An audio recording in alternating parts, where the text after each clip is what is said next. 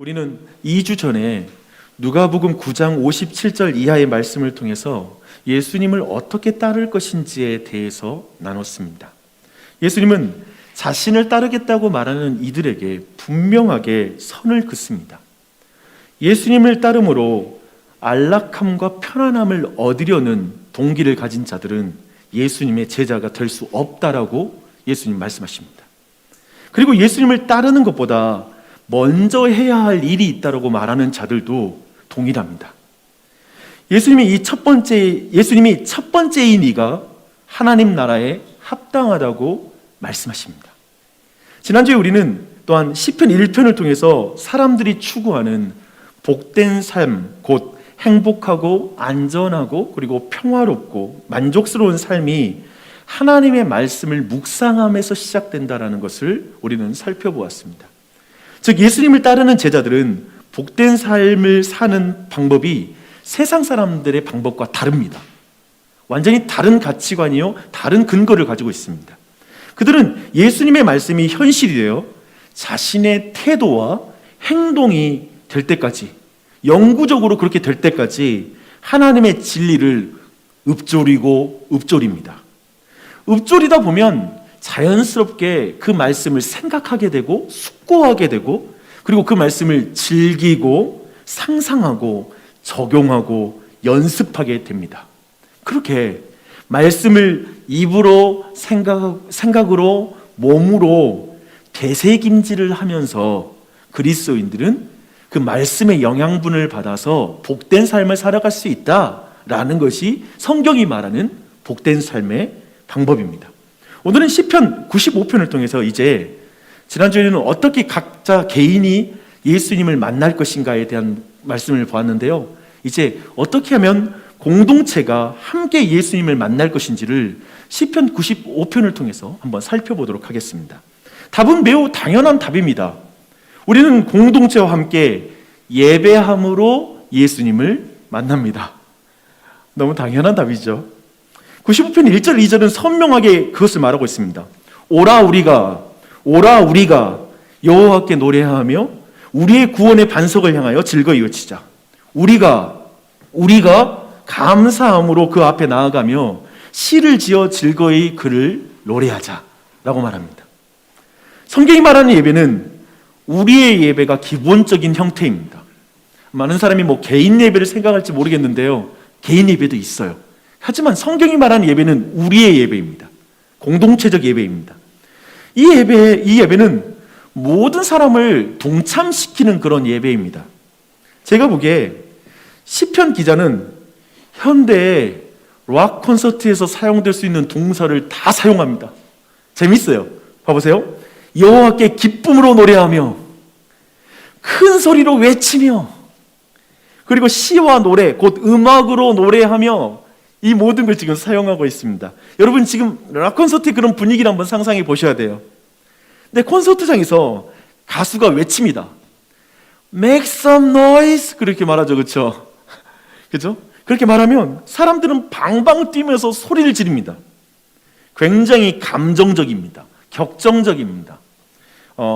저는 그 유튜브에서 BTS의 세계에 있는 그 10대 팬들이 부모님께 BTS 콘서트 티켓을 깜짝 선물로 받는 그 장면과 그 리액션 영상들이 있더라고요.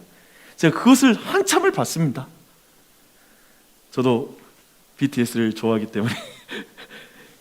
근데 어떤 의미에서 어쩌면 공연의 초대장을 받아든 거잖아요. 근데 그 초대장을 받아들고 나서 얼마나 기뻐하든지 그들은 콘서트장에 며칠 전에 가서 장사진을 이룹니다. 기다려요. 흥분합니다. 그리고 노래를 부르면서 기다리죠.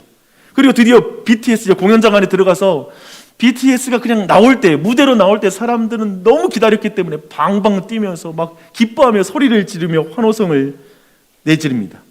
그리고 앞에서 이제 그 중에 멤버 한 명이 Make some noise, 함께 오늘 이 콘서트를 즐길까요? 라고 이렇게 말하는 순간 그냥 그 안에 있는 사람들이 자지러지죠. 여러분은 어떤가요? 한번 들어보세요. 오라 우리가 여호와께 노래하며 우리의 구원의 반석을 향하여 즐거이 외치자. 우리가 감사함으로 그 앞에 나아가며 시를 지어 즐거이 그를 노래하자. 이 말씀에 여러분의 마음에 어떤 리액션이 일어납니까? 이 질문입니다. 이 말씀 앞에 여러분은 어떻게 리액션을 보이고 있습니까? 시편 기자의 감정을 따라가지 못하는 이들이 많을 수 있어요. 좀 너무 격정적이잖아요. 그렇죠? BTS는 좀 가능할 것 같지 않아요? 내가 좋아하는 어떤 가수의 콘서트장에 가면 좀 그 감정이 갈 것 같은데 왠지 이 말씀에는 내가 아직 그런 마음이 안 생길 수 있습니다. 궁금해집니다. 그래서 시편 기자는 왜 이런 감정 상태에 빠져 있을까? 그리고 왜 이렇게 예배를 기뻐할까라는 질문이 우리 안에 생깁니다. 흥미롭게도 매우 감정적인 것 같은 시편 기자는 예배의 대상에 대한 매우 지적인 사실 때문에 이렇게 감정 상태에 빠져듭니다. 여호와께 노래하며 구원의 반석을 향하여 즐거이 부르자. 보십시오. 문제는 우리에게 이 여호와 그리고 구원의 반석이 기쁨과 잘 연결되지 않는다는 것입니다. 그래서 사실 이 말씀 여호와 그리고 이 구원의 반석이라는 이 말씀은 이스라엘의 역사의 이야기를 이해하지 않으면 도저히 이해할 수 없는 부분입니다. 시편 95편은 사실 모세의 전생에 특별히 모세의 부르심부터 시작하는 그 역사와 완전히 겹쳐 있는 시편이에요. 그래서 모세의 이야기와 함께 시편 95편을 읽을 필요가 있습니다. 이 여호와라는 하나님의 이름은 모세가 부름받을 때 불타는 떨기나무 가운데 하나님이 모세에게 주신 이름입니다. 그때 이스라엘 사람에게, 그래서 여호와라는 이름은 이스라엘 사람에게 애굽에서 억압당하며 고통받고 있을 때 하나님께서 아브라함과 이삭과 야곱의 하나님께서 그들과 맺은 약속을 기억하시고 그들을 구원하시기 위해 모세를 부르고 모세의 헌신을 통해서 그 백성을 구원하는 이름, 그게 여호와예요. 그러니까 찾아오신 하나님의 이름인 거예요. 그 백성을 구원하려고 찾아오시는 하나님의 이름. 여호와는 그래서 헤세드의 사랑, 언약의 신실하사 그들의 백성을 구원하는 그 사랑, 이스라엘을 구원한 신실한 언약의 사랑을 느끼게 하는 그런 이름이 여호와라는 그런 이름입니다. 어떤가요? 이렇게 좀 이해하니까 좀 더 여호와를 기뻐하며 찬양하는 이유를 좀 더 이해할 수 있겠죠. 이어서 구원의 반석 또한도 출애굽기 17장 그 이야기와 관련이 깊이 있습니다. 16장에서 보니까요, 하나님은 출애굽한 이스라엘 백성에게 만나와 메추라기를 주는 사건이 16장에 나오고요. 그리고 이 이야기는 사실 오늘 그리고 나서 17장이 나오는데 이 이야기는 사실 오늘 시편 95편 전체를 지배하고 있는 그런 장면이에요. 그래서 이 부분 같이 읽어보시게요. 한번 보겠습니다. 출애굽기 17장 1절로 우리 7절까지 말씀 한번 읽어볼게요. 찾아보십시오. 출애굽기 17장입니다. 함께 읽겠습니다. 이스라엘 자손의 온 회중이 여호와의 명령대로 신 광야에서 떠나 그 노종도로 행하여 르비딤의 장막을 쳤으나 백성이 마실 물이 없는지라 백성이 모세와 다투어 이르되 우리에게 물을 주어 마시게 하라. 모세가 그들에게 이르되 너희가 어찌하여 나와 다투느냐 너희가 어찌하여 여호와를 시험하느냐. 거기서 백성이 목이 말라 물을 찾으매 그들이 모세에게 대하여 원망하여 이르되 당신이 어찌하여 우리를 애굽에서 인도해 내어서 우리와 우리 자녀와 우리 가축이 목말라 죽게 하느냐. 모세가 여호와께 부르짖어 이르되 내가 이 백성에게 어떻게 하리이까. 그들이 조금 있으면 내게 돌을 던지겠나이다. 여호와께서 모세에게 이르시되 백성 앞을 지나서 이스라엘 장로들을 데리고 나일강을 치던 내 지팡이를 손에 잡고 가라. 내가 호렙산에 있는 그 반석 위 거기서 내 앞에 서리니 너는 그 반석을 치라. 그것에서 물이 나오리니 백성이 마시리라. 모세가 이스라엘 장로들의 목전에서 그대로 행하니라. 그가 그곳 이름을 마사 또는 무리바라 불렀으니 이는 이스라엘 자손이 다투었으며 또는 그들이 여호와를 시험하여 이르기를 여호와께서 우리 중에 계신가 안 계신가 하였음이었더라. 여러분, 이 내용의 다른 내용들은 뒤에서 살펴볼게요. 근데 방금 보았던 이 말씀, 우선 이 이야기에서 한 가지만 이해하시면 됩니다. 우리의 구원의 반석을 향하여 즐거이 여호와를 즐거이 외치자. 그분을 예배하자. 이 역사적인 이 사건과 이것이 연결됐다는 거 이해되시죠? 이 이야기와 함께 구원의 반석을 기뻐하는 이유, 노래하는 이유를 우리가 더 이해할 수가 있습니다. 여기서 잠깐 멈추어서 여기까지 내용을 가지고 예배에 대하여 한 가지만 우리가 분명히 확인했으면 좋겠습니다. 참된 예배는 머리와 마음, 곧 전인격으로 이루어진다는 사실입니다. 기쁨, 즐거움, 소리를 외침은 그분이 여호와이시고 그리고 그분이 구원의 반석이라는 지식과 연결이 됩니다. 머리와 가슴이 함께 예배하는 것입니다. 저는 이와 관련해서 두 가지 극단이 있는 것을 말씀드리고 싶습니다. 머리는 없고 감정만 남은 예배가 첫 번째 극단입니다. 저는 콘서트장을 방불하는 청소년 집회에 가면 약간 불편할 때가 있습니다. 항상 그런 건 아니고요. 어떤 조건에서 제 안에 불편한 마음이 있을 때가 있습니다. 제가 찬양할 때 춤을 추면서 저도 방방 뛸 수 있는 사람이거든요. 굉장히 흥이 많은 사람입니다. 그런 의미에서 제가 그런 의미에서 제가 좀 조심스럽게 이 말씀을 드린다는 걸 여러분이 기억했으면 좋겠습니다. 그저 청소년들을 크신 여호와와 구원의 반석과 연결하지 않고 그저 격전적인 리듬과 노래만 연결해서 전체 내용을 인도해 나갈 때 그런 것이 느껴질 때 제 안에 좀 불편한 마음이 있습니다. 음악 자체로 즐거워하는 거, 그냥 감정적으로만 즐거워하는 그 느낌이 들 때 저는 그 예배에서 불편함을 느낍니다. 그래서 청소년들 보면 그럴 때가 있어요. 뭘 알고 저렇게 뛰나, 뭘 저렇게 좋아하나, 소리를 지르나. 왜냐하면 좀 그 가사들이 좀 심각한 게 많거든요. 주를 위해 죽겠다. 뭐 나오면 이제 인생을 사는 저로서는 저렇게 좋은가, 뭘 알고 부르나 싶은 그런 어쩌면 영적인 꼰대가 되는 것 같아요. 또 어떤 의미에서 올챙이 시절을 잊은 성체 개구리 같은 저의 교만한 마음인 것 같아요. 그렇게 볼까 봐 늘 겁이 나요. 그런 걸 내가 정죄할까 봐. 그러나 분명한 것은 이건 것 같아요. 지식이 없고 감정만 남은 열광주의 예배는 분명 시편이 말하고 있는 온전한 예배가 아니라는 것입니다. 그건 분명히 아니에요. 예배의 대상이 없는 그저 예배자의 즐거운 흥이 예배의 본질은 될 수가 없다라는 것이죠. 그렇죠? 이걸 확인할 수 있어요.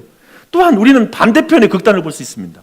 머리만 남은 예배 또한 온전한 예배가 아닙니다. 위에서 말한 것처럼 하나님이 우리를 지으셨으니 예배해야지, 감정은 중요하지 않아, 여호와잖아, 그리고 구원의 반석이잖아, 그러니까 예배해야지, 그렇게 지식으로만 예배할 수 있습니다. 그래서 그런 사람들은 어쩌면 설교에서 새로운 지식을 기다릴 수 있죠. 새로운 이야기를 하네, 내 예상을 빗나가서 다르게 말하네, 그것에 관심을 가질 수 있습니다. 그저 기쁨보다는 의무감으로 예배를 드릴 수 있어요. 어떤 면에서 좋은 종교인이나 성경이 말하는 참된 예배자는 아닙니다. 참된 예배는 머리와 가슴으로 드리는 전인격적인 예배라는 사실을 놓치지 마십시오. 어떻게 이런 예배가 가능할까요? 시편 기자에게는 여호와와 구원의 반석이 역사, 곧 그들의 이야기를 통해 실체가 되었다는 것에 힌트가 있습니다. 아까 말했잖아요. 단순히 그 단어만 나열한다면 누구도 감동하고 기뻐할 수 없다고요. 하지만 그 배후에 있는 이야기가 있을 때 우리는 그 여호와라는 이름을 다르게 부르죠. 구원의 반석이 달라지는 거죠. 왜냐하면 이야기가 있으니까, 내 삶의 이야기가 있으니까요. 그렇기 때문에 우리 안에 이것이 있어야 돼요. 우리 성경이 계시하는 그 이야기를 잘 알아야 됩니다. 그리고 믿음으로 받음으로 우리는 그 예배가 깊어질 수 있어요. 또한 이것이 중요해요. 여러분의 삶의 이야기로 하나님을 알아가야 돼요. 하나님과 만나는 삶의 이야기가 있어야 돼요. 그래서 우리가 여호와 하나님을, 구원의 반석이신 하나님을 이번 주에 깊이 만났잖아요. 내 삶에 그런 이야기가 있잖아요. 그러면 그 주에 예배할 때 여호와와 그리고 구원의 반석을 노래할 때 내 안에 다른 감정이 있는 거죠. 내 이야기가 들어갈 때 참으로 그 하나님을 바르게 예배할 수 있습니다. 전인격적인 예배를 드릴 수 있습니다. 저는 이 주제를 계속 나누고 싶어요. 정말 중요한 주제예요. 하지만 지금 시편 95편이 말하는 예배가 더 남아있기 때문에 이제 바로 거기 넘어가 보십시다. 3절부터 5절은 우리에게 예배에 대한 구체적인 이유를 또한 우리에게 말해주고 있습니다. 왜 예배해야 하는지를 이렇게 말하고 있어요. 여호와는 크신 하나님이시요 모든 신들보다 크신 왕이시기 때문이로다. 땅의 깊은 곳이 그의 손안에 있으며 산들의 높은 곳도 그의 것이로다. 바다도 그의 것이라 그가 만드셨고 육지도 그의 손이 지으셨도다. 지금 이 말씀은 뭐냐면 하나님의 창조를 예배의 근거로, 예배의 이유로 삼으라는 것입니다. 하나님이 창조주기 때문에 예배하라는 거예요. 그런데 어떤가요? 여러분, 하나님이 창조주라는 사실이 여러분을 흥분시킵니까? 지금 좀 직관적으로 제가 질문하는 겁니다. 어때요? 하나님 창조주다 라는 순간에 내 마음에 예배가 터져 나와요? 그리스도인에게 사실은 하나님의 창조주다라는 말은 너무 당연해서 전혀 감흥이 없는 진술이 되어버렸지 않나 싶습니다. 당연하니까. 저만 그런가요? 제가 말할 때 성경이 예배와 관련된 모든 강조 있잖아요. 그 강조와 근거에는 항상 창조주가 나옵니다. 동시에 구원자도 나올 거예요. 근데 이 창조주가 나오는데 놀랍게도 성경을 믿고 있는 그리스도인들 사이에서는 이 창조주라는 사실이 그렇게까지 감흥이 안 생긴다는 문제가 있어요. 뭐 당연한 소리 같은데 그런 것이죠. 그래서 더욱 주목하십시오. 지금 성경이 창조를 예배의 근거로 삼는 것은 창조주 외에 그 어떤 것도 숭배받을 가치가 없다라는 것을 우리에게 알려주는 것입니다. 시편 기자가 말하는 것은 하나님의 손으로, 특별히 하나님의 손이 자주 등장하거든요. 하나님의 손으로 만든 것은 예배의 대상이 될 수 없다. 모든 것을 만든 하나님의 손을 예배해야 한다. 하나님을 예배해야 된다. 이걸 말하는 거예요. 왜 이걸 말할까요? 왜냐하면 사실 모든 사람들이 무언가를 숭배하고 있기 때문에 그렇습니다. 모든 사람은 뭔가를 예배하고 있습니다. 로마서 1장은 사람들이 창조주가 아니라 피조물을 숭배하게 되는 것을 좀 이렇게 적나라하게 묘사하고 있습니다. 창세로부터 그가 보이지 아니하는 것들 곧 그의 영원하신 능력과 신성이 그가 만드신 만물에 분명히 보여 알려졌나니 그러므로 그들이 핑계하지 못할지니라. 하나님을 알되 하나님을 영화롭게도 아니하며 감사하지도 아니하고 오히려 그 생각이 허망하여지며 미련한 것에 마음이 어두워졌나니 스스로 지혜 있다 하나 어리석게 되어 썩어지지 아니하는 하나님의 영광을 썩어질 사람과 새와 짐승과 기어다니는 동물 모양의 우상으로 바꾸었느니라. 그렇죠? 그들의 예배의 대상이 바뀌었죠. 물질이죠. 피조물이죠. 출애굽기 배경에서 이 또한 더 이해할 필요가 있어요. 오늘 말씀드렸죠. 지금 이 시편 95편은 출애굽 배경이 있다고요. 출애굽 가운데 10가지 재앙에 등장하는 나일강, 개구리, 이 파리 등 그 모든 것은 이집트 사람들이 신으로 섬기는 그런 피조물이었습니다. 오늘날에도 사실 이와 비슷한 현상이 있죠. 수많은 덕후 문화라는 게 있어요. 어떤 면에서 이것도 숭배의 하나의 형태인 것 같아요. 덕후하는 사람들이 모이고 결성해서 오프라인 모임도 하고 뭔가 같이 이걸 노래하고 같이 그것을 즐기는 숭배의 문화라고 말할 수 있죠. 그런 맥락에서 오늘 본문에서 말하는 모든 신들보다 뛰어난 왕이라는 표현은 이 맥락에서 굉장히 정확히 이해될 수 있습니다. 10가지 재앙을 통해 애굽인들이 섬기는 것은 신이 아니라 피조물이 아니라는 걸 명백하게 하나님 드러내셨거든요. 지금 이스라엘 백성에게. 그런데 성경은 굳이 지금 모든 신들이라는 표현을 하나님이 사용하고 있는 거예요. 그래서 어떤 경우에는 이게 하나님도 종교다원주의를 인정하나? 다른 신들이 있다라는 말인가? 라고 그렇게 해석하기도 해요. 아니면 그런 의미가 아니에요. 도리어 성경 지금 하나님이 강조하는 건 참된 하나님을 섬기지 않으면 인간은 모든 것을 신으로 섬길 수밖에 없다라는 걸 말하는 것입니다. 어떤 면에서 창조주를 예배하지 않는 사람은 사실상 모든 것을 신으로 섬기는 것입니다. 보이지 않는 하나님을 우리가 예배하지 않으면 보이는 것을 예배하는 삶을 살 수밖에 없다는 거예요. 그래서 어떤 종교학자들은 말해요. 호모 릴리저스. 그러니까 인간은 근본적으로 예배하는 존재인데 보이지 않는 하나님을 예배하지 않으면 보이는 것을 예배한다는 거예요. 반드시 그렇게 되어 있어요. 그 부분에 대한 강조이기도 하죠. 사랑하는 여러분, 아름다운 그림을 보고 화가를 칭찬해야지 그림 자체를 칭찬하는 것은 어리석은 것이 아니겠습니까? 오직 창조주만이 우리의 예배의 근거입니다. 오직 창조주만이 우리의 예배를 받으셔야 돼요. 아멘. 창조주만이 우리의 충성을 바칠 대상이에요. 우리의 애정을 받을 대상이에요.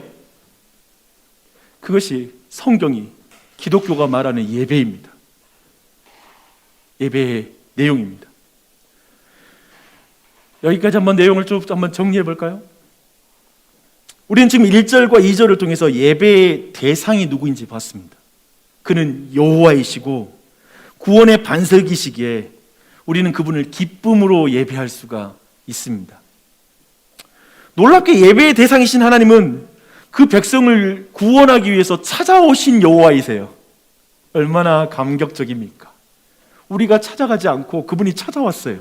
우리를 구원하기 위해서.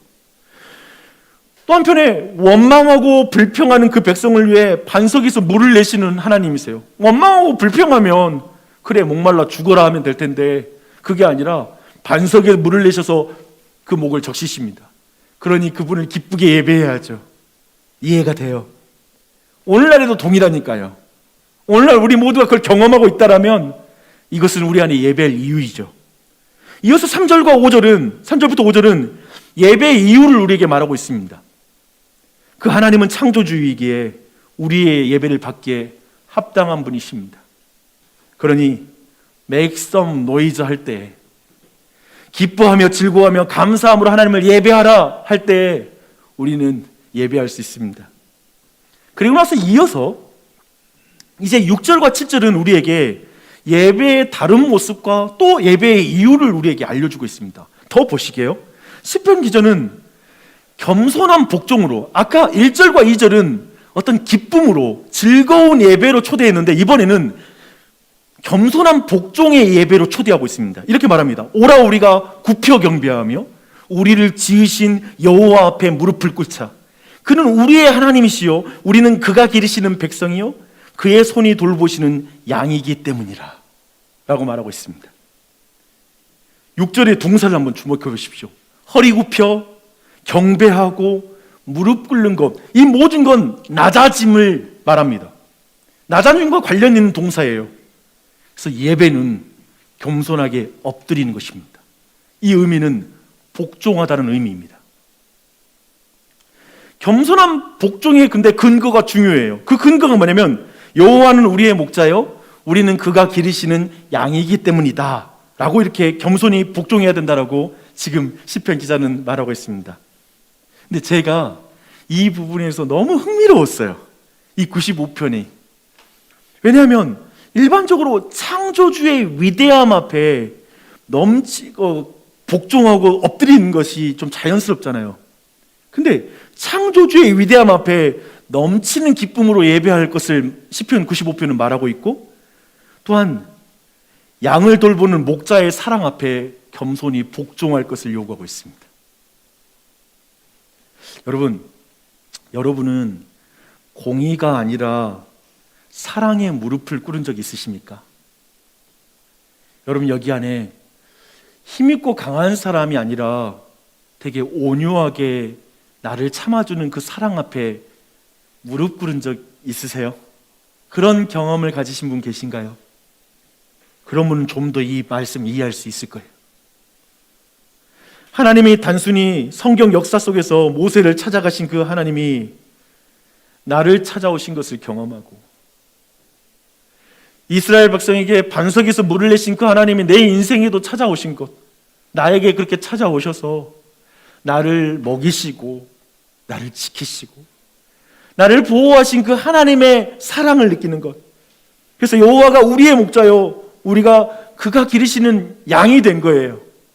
그래서 무릎을 꿇는 거예요. 그 사랑 앞에 항복하는 거예요. 그게 예배예요. 그게 예배예요. 시편 기자는 하나님이 창조주신 것과 창조주가 우리의 목자이시기 때문에 예배하는 것이라고 말합니다. 그리고 나서 이제 시편 기자는 공동체 예배의 핵심이기도 하고요. 이제 절정으로 가요. 예배 이후의 삶이 어떻게 될 것인지 관련된 아주 중요한 말씀으로 이제 들어갑니다. 이제 정신을 깨워 말씀을 들어야 돼요. 7절을 내가 다시 한번 읽겠습니다. 너무 중요해요. 그는 우리의 하나님이요 우리는 그가 기르시는 백성이며 그의 손이 돌보시는 양이기 때문이라. 너희가 오늘 그의 음성을 듣거든 여기가 포인트입니다. 시편 기자가 예배의 절정이라고 말한 건 무엇입니까? 오늘 그의 음성을 듣거든. 예배의 중심은 목자의 음성을 듣는 것입니다. 이걸 잊지 마세요. 그래서 우리는 예배가 어떻게 진행된 줄 아세요? 오늘 개신교의 예배는 끊임없이 하나님 말씀 읽고 노래하고 말씀 낭독하고 찬양하고 그리고 말씀을 설명하고 그리고 죄를 고백하고 성례전, 우리가 말했죠. 보이는 하나님의 말씀을 먹고 마시고 그리고 나서 헌금을 합니다. 이해되세요? 우리 교회 예배는 이걸 다 따라가려고 해요. 철저하게 이것을 철저히 하나님은 우리에게 말씀하시는 목자이고 우리는 양이에요. 그것이 구현되는 게 예배예요. 그 양의 시력은 굉장히 나쁘다고 해요. 제가 읽은 자료에 의하면 3m 정도까지만 볼 수 있다고 하네요. 그런 의미에서 양에게 개발되는 건 뭐냐면 듣는 거예요. 그래서 자신의 목자의 음성을 양들이 알아듣는다고 말하죠. 그리고 목자의 음성을 듣고 따라가는 거예요. 양들은 그래요. 많은 사람들이 양을 무시하긴 하더라고요. 미련하고 막 바보 같고 눈도 안 좋고. 근데 양은 목자 음성 쫓아가요. 근데 우리는 어떤지 한번 봐야 돼요. 사실 양의 음성을 듣는 사람은 근본적으로 예배 안에서만 이 일이 벌어지는 게 아니라 예배 이후에까지 열매가 맺거든요. 뭐냐면 예배 이후에 삶 속에서도 그 목자의 음성을 듣는 일이 벌어지는 것이죠. 그래서 지난주 우리가 시편 1편에서 봤던 거 뭐냐면 주의 말씀을 기뻐하며 주야로 묵상하는 것이 복되다. 그게 바로 목자의 음성을 듣고 산다는 것이죠. 밖에서. 그게 삶의 예배예요. 삶의 예배도 목자의 음성을 쫓아가는 양이 있을 뿐이에요. 그런데 시편 기자는 8절 이하로 양들과 달리 목자이신 하나님의 음성을 듣지 않는 또 다른 양들을 소개하고 있습니다. 그들은 무리바, 아까 읽었죠. 무리바 마사에서 마실 물이 떨어지자, 환경이 힘들어지자 바로 우리 중에 하나님이 계신가 안 계신가? 이거 하나님이 계시다면 왜 이렇게 돼? 왜 물이 떨어져? 라고 생각하며 여호와를 시험하는 사람들을 이제 등장시킵니다. 하나님이 모세를 불러 약속을 지키시는 신실한 여호와이셨고 그 여호와가 창조주로서 그 백성을 10가지 재앙 가운데 지켜주셨잖아요. 결국에 물 가운데에도 구원하셨어요. 홍해를 가르고 그 백성을 구원해 주셨어요. 또 광야에서는 만나와 메추리기까지 내어줬어요. 방금 전에 16장에서. 근데 바로 17장에서 마실 물이 없어지자 여호와를 시험하는 거예요. 시편 기자는 우리에게 오늘 하나님의 말씀 앞에 그들과 같이 완악하게 하지 말라고 지금 말하고 있습니다. 예배는 바짝 엎드려서 하나님의 말씀을 듣는 것이 예배인데 너희들의 마음을 완악하게 하지 말아라. 환경 조금 나빠졌다고 해서 그렇게 하나님 앞에 원망하며 하나님 살아계셔? 내 삶에 일하고 계신 거 맞아? 라고 말하지 말아라. 그래서 예배 시간에 하나님 말씀도 못 듣고 다친 마음으로 잊지 말아라 라고 말씀하고 있습니다. 여러분의 삶의 자리가 하나님과 다투는 무리바가 되게 하지 마십시오. 여러분의 오늘이 하나님과 맞서는 맞사가 되게 하지 마십시오. 환경 좀 나빠졌다고 해서 무리바도 아니고 맞사가 아니라 하나님을 예배하는 자리가 될 수 있는데요. 내 삶이 이렇게 되니까 하나님 말씀 순종하는 거 다 소용없어. 순종해봐자 똑같잖아. 아니요. 사랑하는 여러분, 예배의 중심에는 양이 목자의 음성을 듣는 것이 있고, 삶의 예배에도 목자의 음성을 듣는 것이 삶의 예배인 걸 잊지 마십시오. 이게 지금 시편 95편이 말하고 있는 예배입니다. 오늘 우리는 시편 95편 통해서 공동체와 함께 어떻게 예수님을 만날 수 있는지를 살펴봤습니다. 맞습니다. 예배를 통해서만 하나님을 우리는 만날 수 있습니다. 인류의 역사의 시작부터 지금까지 공동체는 예배를 통해서 하나님을 만나왔습니다. 예배할 때 예배자의 컨디션, 즉 예배자의 인종, 직업, 지적 수준, 도덕 수준 이런 건 중요하지 않습니다. 예배의 대상이 중요합니다.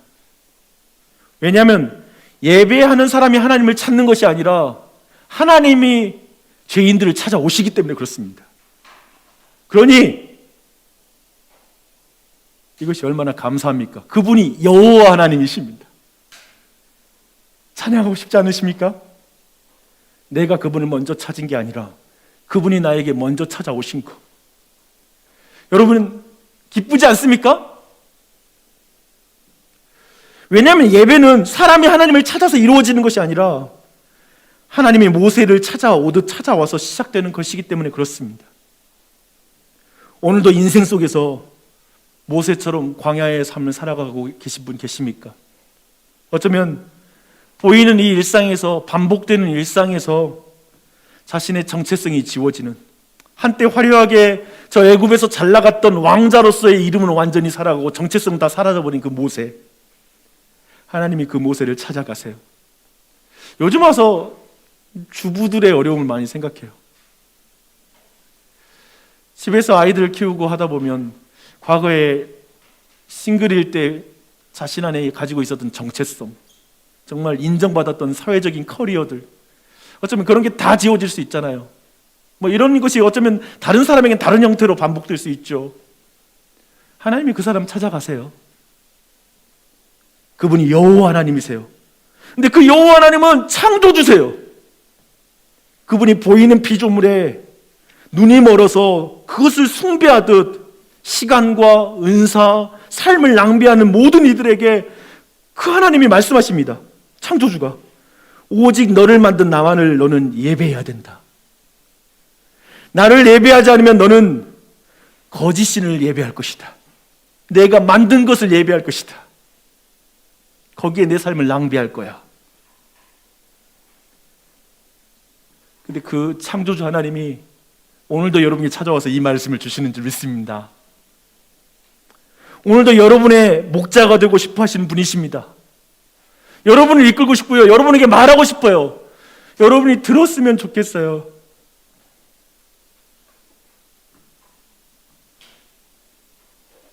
우리가 너무 안 듣는 거예요.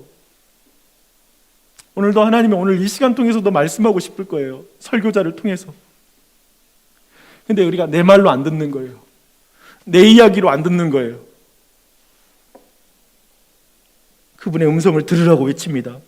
세상의 말을 그만 묵상하라고 말합니다. 세상이 너에게 규정하는 모든 정체성에 대해서 듣지 말라고 말합니다. 내가 말하는 정체성이 너의 정체성이야. 너는 내 아들이라. 내가 너를 지명하여 불러나니 너는 내 것이라. 내 음성을 들어라. 나를 묵상해라. 오늘 저는 시편 95편 말씀을 나눴지만 이 말씀이 아직도 자신에게 연결이 되지 않는, 이 이야기가 나와 연결이 되지 않는 사람들이 있을 것 같습니다. 그분들을 한 가지만 이야기 나누고 말씀을 마무리하겠습니다. 아브라함과 이삭과 야곱과 맺은 언약을 기억하시고 죄로 신음하는 사람들을 위해 거룩하신 하나님이, 창조주 하나님이 사람이 되어서 이 땅에 찾아오셨습니다. 그분은 이 땅을 사는 내내 자신이 섬기는 사람들과 다투셨습니다. 예수님을 오해하고 비난하는 사람들을 만나셨습니다. 제자들도 예수님 뜻을 모르고 예수님을 대적하고 막아설 때도 있었습니다. 결국에 제자들도 예수님을 버리고 떠났습니다. 그런데 그분이 십자가에 달려 그런 제자들, 아직도 자신을 비난하는 사람들을 십자가 위에서 바라보시면서 이렇게 말씀하셨습니다. 아버지, 저들을 용서해 주십시오. 저들이 자기가 하는 일을 알지 못합니다. 예수님은 그렇게 십자가 위에서 자신과 다투는, 자신과 맞싸하는, 자신과 무리바하는 그 사람들의 손에 죽임을 당하셨습니다. 그리고 나서 그 창에 옆구리가 찔려, 성경 말합니다. 누가복음 말합니다. 물과 피를 쏟으셨다 라고 말하고 있고, 다른 성경은 마사에서 반석에서 물을 내신 하나님이 이제 자신의 몸을 쳐서 영생하는 생명수를 우리에게 부어주셨다라고 성경은 말합니다. 예수님이 저 무리바의 반석이 되셨습니다. 다만 이제는 자기 몸을 쳐서 그 생명수를 내주셨습니다. 원망하고 불평하고 조금만 어려우면 금세 은혜를 배신한 자들에게 그 일을 행하셨습니다. 그리고 예수님께서 이렇게 말씀하십니다. 의에 줄이고 목마른 자는 복이 있나니 그들이 배부를 것이며, 오라, 듣는 자도 오라, 목마른 자도 올 것이요, 또 원하는 자는 값없이 생명수를 받으라. 이제 이 이야기를 여러분이 믿는다라면 이제 시편 95편의 모든 이야기는 여러분과 링크가 되었습니다. 연결되었습니다. 오라, 우리가 여호와께 노래하며 우리의 구원의 반석을 향하여 즐거이 부르자. 할렐루야. 이게 닿으십니까?